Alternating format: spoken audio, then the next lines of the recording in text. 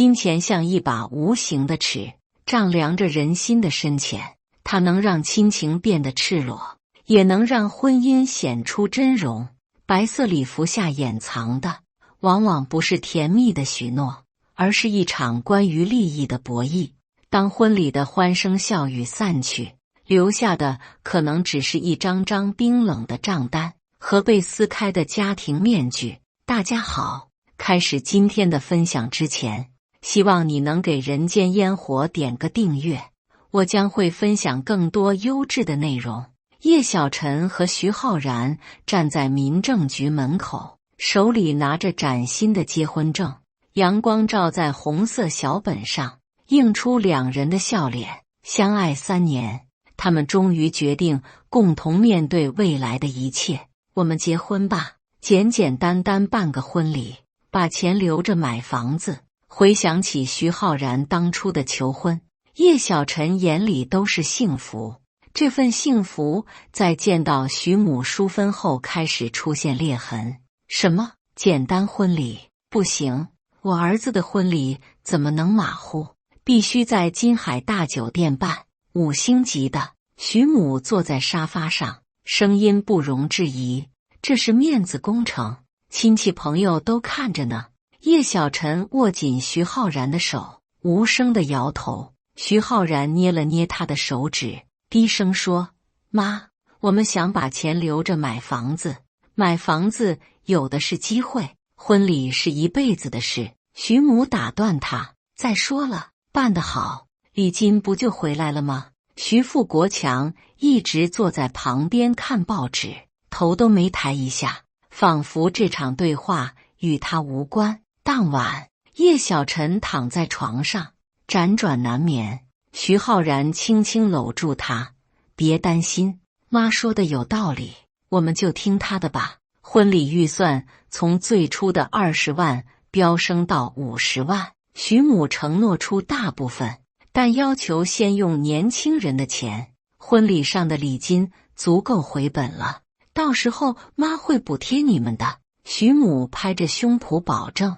婚礼筹备过程中，叶小晨发现婚礼清单上多了许多项目：高档烟酒、豪华装饰、名贵伴手礼。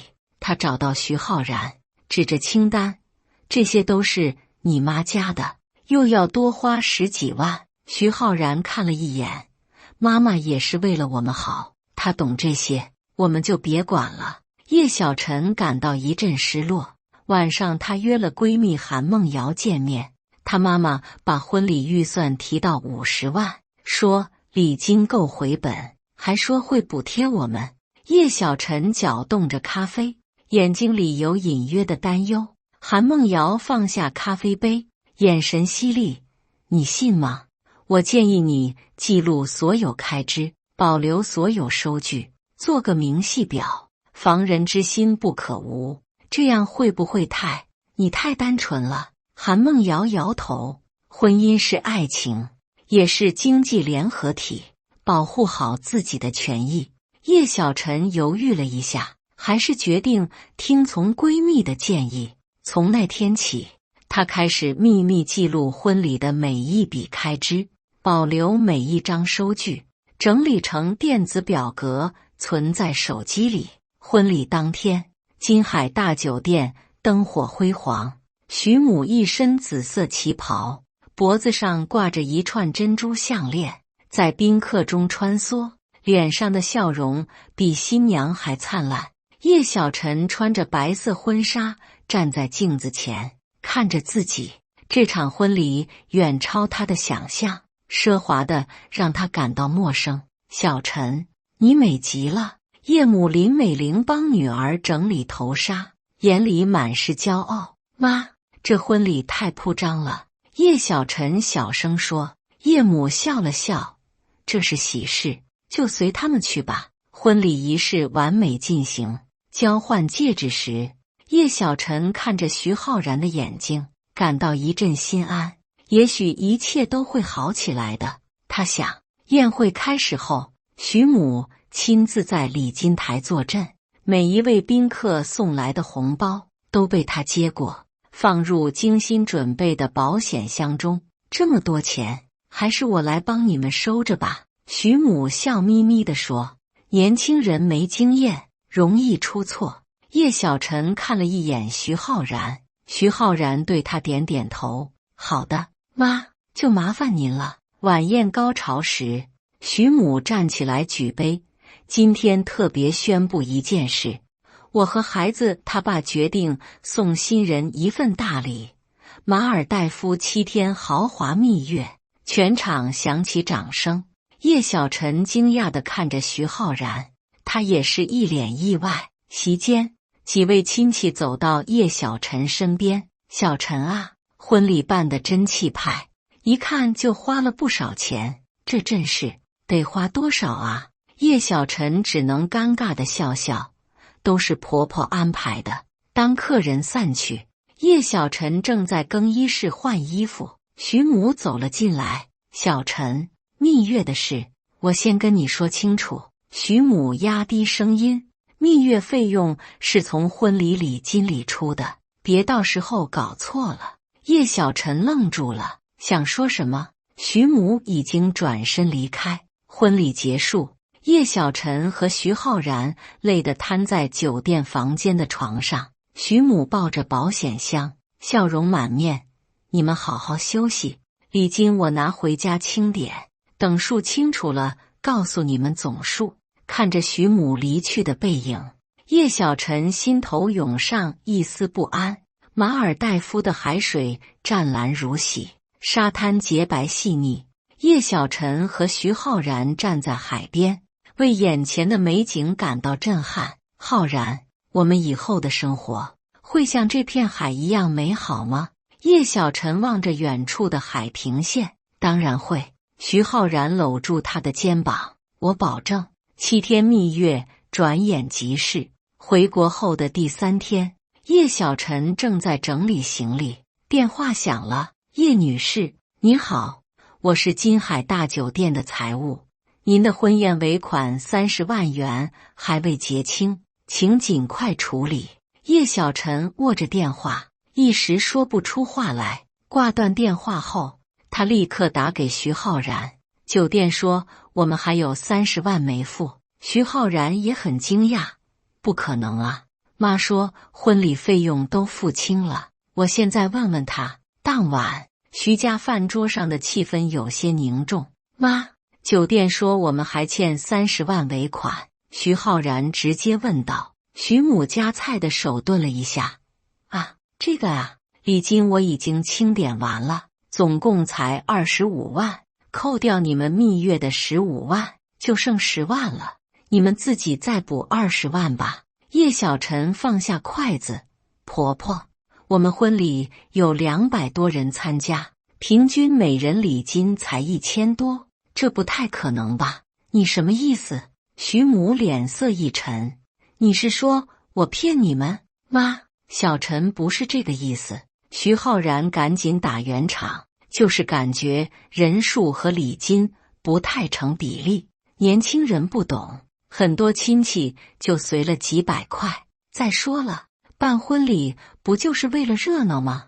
计较这些干什么？”徐母语气生硬。回家路上，叶小晨心里的疑问越来越多。根据他的经验，普通亲友至少随2000，关系好的5000起步，200多人，礼金怎么可能只有25万？接下来几天，叶小晨开始悄悄联系参加婚礼的亲友，表姐随了1万，大学同学每人3000，父亲的几个同事各5000。很快，他估算出礼金总额应该在60万左右。叶小晨决定把发现告诉徐浩然：“浩然，礼金绝对不止25万，我估计至少有60万。”叶小晨把记录的名单给徐浩然看，徐浩然翻看了一会儿，皱起眉头：“你这样做像是在调查我妈，她怎么可能拿我们的钱？她养我这么多年，还处处为我们着想，那35万去哪了？你太小心眼了。”徐浩然提高了声音：“可能是你算错了，或者妈有其他支出，我们不知道。这是他们结婚后的第一次争吵。当晚，徐浩然睡在了沙发上，叶小晨躺在床上，眼泪无声地流下。他拿出手机，给韩梦瑶发了消息：我需要你的帮助。第二天，韩梦瑶来到叶小晨家，听完事情经过，她严肃地说：你需要更多证据，我们一起列一个完整的宾客名单，确认每个人的礼金数额，同时你整理好所有婚礼开支的收据。接下来的一周，叶小晨和韩梦瑶秘密展开调查，他们联系了大部分宾客，记录下礼金数额，同时叶小晨整理出婚礼所有开支的明细表。周日，徐家组织了一次家庭聚餐，席间徐母展示了她新买的名牌包和一套珠宝。这包真漂亮，多少钱啊？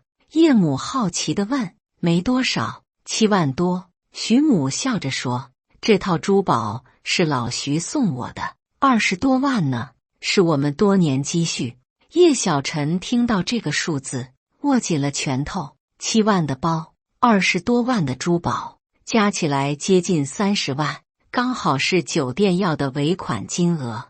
他注视着徐母手腕上的新珠宝，一种冰冷的感觉从心底升起。酒店的最后通牒来了，如果1周内不支付尾款，他们将采取法律行动。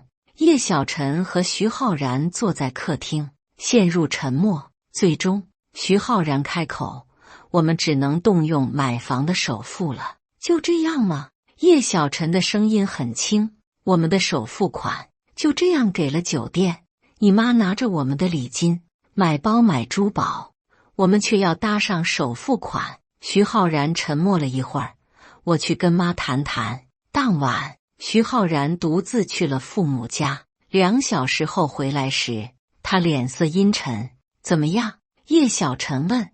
妈说那些钱是给我们准备的，但现在有更好的投资机会，所以先投资了，等有收益了会还给我们。徐浩然的声音听起来很疲惫。我觉得妈妈有点过分，但也许她真的是为我们考虑。叶小晨看着丈夫，心里有一种说不出的失望。都这样了，她还在为母亲找借口。几天后，叶小晨发现徐母在家庭群里发了一段话：现在的年轻人不会过日子，婚礼超支这么多，一定是攀比心作祟，结婚不到1个月就把钱花光了，这样怎么能成家立业？叶小晨看到这段话，手指微微发抖。徐母不但拿走了礼金，还要诬陷他铺张浪费。他正要回复，徐浩然抢过手机：别回，会让局面更糟。徐浩然的眼神充满乞求：妈脾气不好，你就忍忍吧。叶小晨夺回手机，不可置信地看着丈夫：你让我忍，是你妈拿走了我们的钱，现在还要污蔑我，难道我连辩解的权利都没有吗？当晚，叶小晨发现家里的气氛彻底变了。徐浩然沉默寡言，他们像2个陌生人一样生活在同一屋檐下。韩梦瑶帮助叶小晨联系了更多婚礼宾客，很快他们确认了礼金总额至少有62万。叶小晨整理了一份详细的证据清单，包括宾客名单、礼金数额、婚礼支出明细，以及徐母购买奢侈品的照片和信息。这些都是证据，如果有一天需要摊牌，你就有底气了。韩梦瑶把整理好的资料交给叶小晨，叶小晨把这份检查单存在手机里，同时打印了一份纸质版，藏在自己的抽屉中。他不知道这一天会不会到来，但他必须做好准备。那天晚上，徐浩然回家很晚，叶小晨听到门响，假装睡着了。徐浩然站在床边看了他一会儿，轻声说：对不起。叶小晨没有回应，但他的心猛地抽痛了一下。周六，徐家举办家庭聚会，庆祝徐父生日。叶小晨和徐浩然一起到场，气氛表面和谐，暗流涌动。餐桌上，徐母谈笑风生，仿佛一切都很完美。吃到一半，他突然放下筷子，看向叶小晨和徐浩然：“我有个提议。”徐母的声音透着权威：“你们两个工作这么忙，肯定没时间管钱。我看不如这样，每个月工资的70%上交给我，我帮你们统一规划，这样既能攒钱，又能避免乱花钱。”叶父叶志明皱起眉头：“淑芬，孩子们已经成家了，应该自己管理财务。我是会计出身，比他们懂理财。”徐母不以为然：“你看婚礼就花了那么多，还要动用买房首付。”叶小晨握紧了拳头，徐母这是在指责他乱花钱，明明礼金都被徐母拿走了。徐浩然低着头，一言不发：“婚礼本来只需要20万，是您非要在金海酒店办，还要加那么多项目，才变成50万的。”叶小晨尽量控制自己的情绪。再说，礼金至少有60多万，酒店尾款只要30万，为什么我们还要动用首付？徐母脸色一变：“你这是什么意思？礼金就那25万，我都告诉你们了，你在怀疑我？”就在这剑拔弩张的时刻，徐母放在桌上的手机突然响了起来。她拿起手机时，不慎把手机掉在了地上，手机屏幕亮着，上面显示一条与徐父的对话：“老徐，婚礼礼金投资获利不错，别让小两口知道真实数字。”叶小晨看到了这条信息，瞬间睁大了眼睛。餐桌上的气氛凝固了。“妈，这是什么意思？”徐浩然第一次用质问的语气对母亲说话。徐母慌乱地捡起手机，脸色铁青：“没什么，就是为了你们的将来着想，先投资一下。”投资？买7万的包，20多万的珠宝，这叫投资？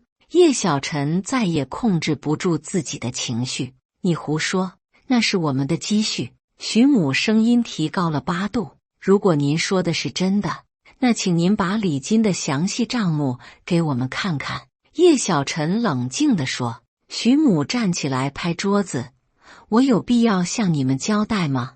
那是亲友们给我儿子的心意，我作为母亲保管怎么了？”“妈，您冷静点。”徐浩然终于开口：“如果真如您所说，只是为我们投资，那给我们看看账目也没关系吧？”看到儿子站在儿媳一边，徐母愤怒地甩袖：“没有什么账目，我不需要向任何人交代。”叶小晨深吸一口气，拿出手机，点开了那份检查单。“既然如此，我只能拿出我的账目了。”叶小晨的手指在手机屏幕上滑动。“婚礼宾客共计236人，我已经联系了其中178人，确认礼金总额至少62万3千元。”他把手机递给徐浩然：“这是完整的名单和金额，每个人的礼金数目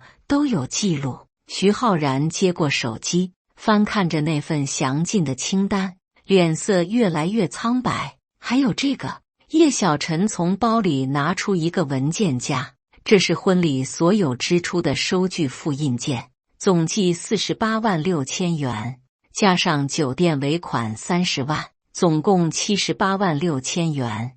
他翻到最后一页，婚礼结束后，徐阿姨购买了价值7万的名牌包和23万的珠宝首饰。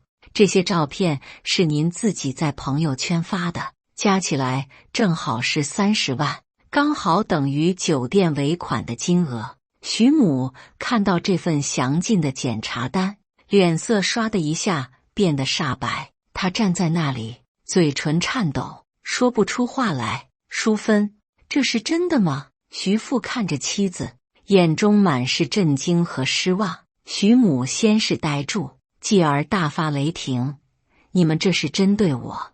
我辛辛苦苦把儿子养这么大，花了多少心血，拿点钱怎么了？这是我应得的补偿。妈，我们不是说您不能用钱。”徐浩然声音发颤：“但您应该先告诉我们实情，而不是撒谎，还要我们动用买房首付。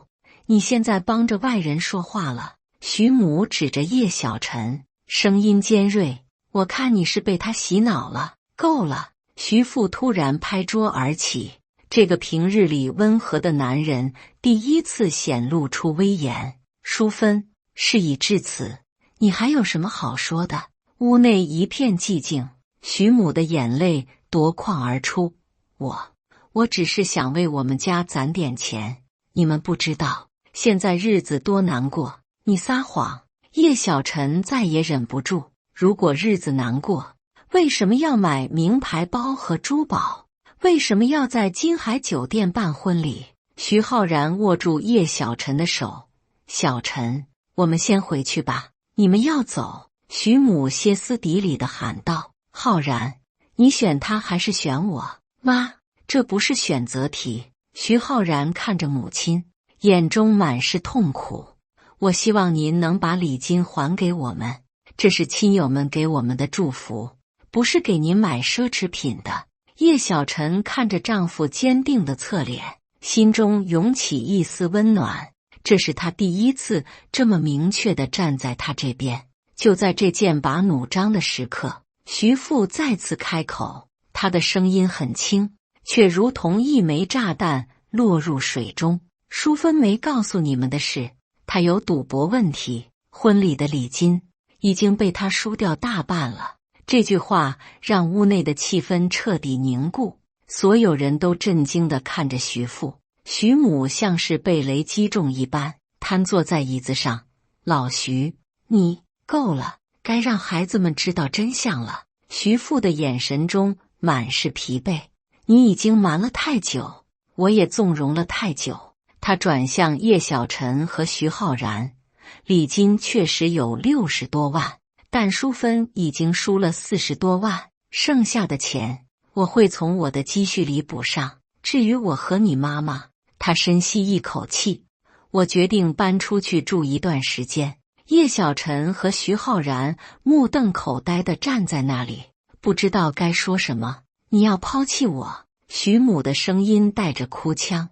“30年的夫妻，你就这样对我？”“我没有抛弃你。”徐父疲惫地说，“我会安排你去看心理医生，但我们需要分开一段时间。”回家的路上，徐浩然一言不发。进门后，他直接拿出酒瓶，给自己倒了一杯，一饮而尽。“浩然！”叶小晨轻声唤他：“对不起，对不起，我没有早点相信你。”徐浩然的声音哽咽：“我从来不知道妈妈有赌博问题，我真的不知道。”叶小晨看着丈夫痛苦的样子，心里五味杂陈。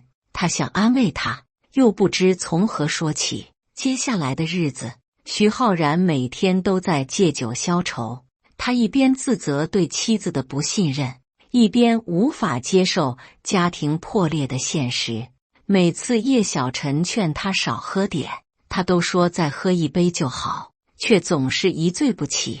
叶小晨看着日渐憔悴的丈夫，意识到他必须做出决定。一天晚上，当徐浩然又喝得烂醉如泥时，他收拾了一些必需品，留下一张纸条：“我需要时间思考，暂时回父母家住，你也好好想想我们的未来。爱你的小陈。”他带着行李箱，在深夜离开了这个家。叶小晨坐在父母家的阳台上，望着夜空中的星星，手中的婚戒在月光下闪烁着微弱的光芒。他不恨徐母，也不恨徐浩然，他只是需要时间思考，爱情、金钱与家庭的真正意义到底是什么。手机铃声突然响起，屏幕上显示浩然来电。叶小晨看着那个名字，指尖悬在接听键上方，迟疑着：“以上就是今天分享的故事。大家有什么想说的、想吐槽的，欢迎在下方评论交流。也更希望能给人间烟火点个订阅，我将会分享更多优质的故事内容。